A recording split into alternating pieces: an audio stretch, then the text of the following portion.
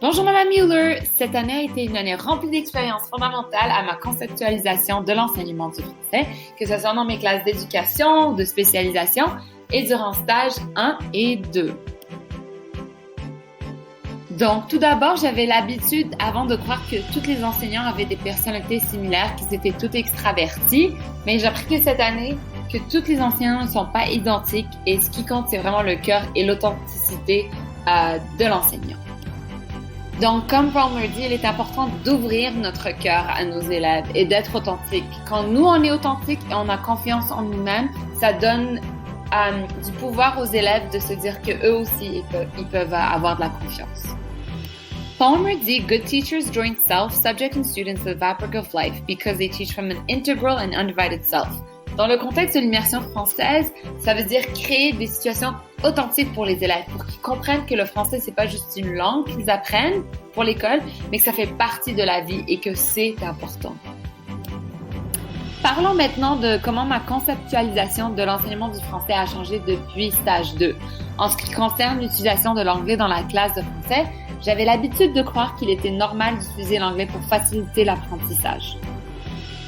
Mais durant le deuxième stage, je me suis rendu compte que la seule occasion pour nos étudiants de pratiquer le français était dans notre salle de classe.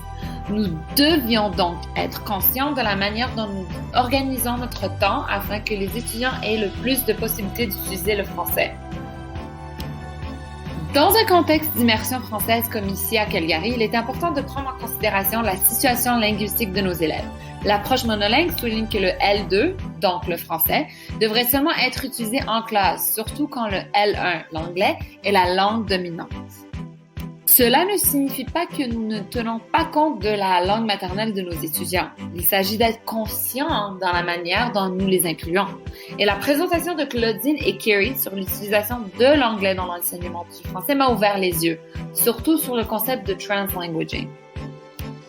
Vygotsky argued that language mediates cognitively complex thinking and that the first language is the most powerful tool for doing so. For this reason, students should be permitted to use their L1 for the purpose of working through complex ideas. Donc, il est important d'être conscient dans la manière dont on intègre le L1.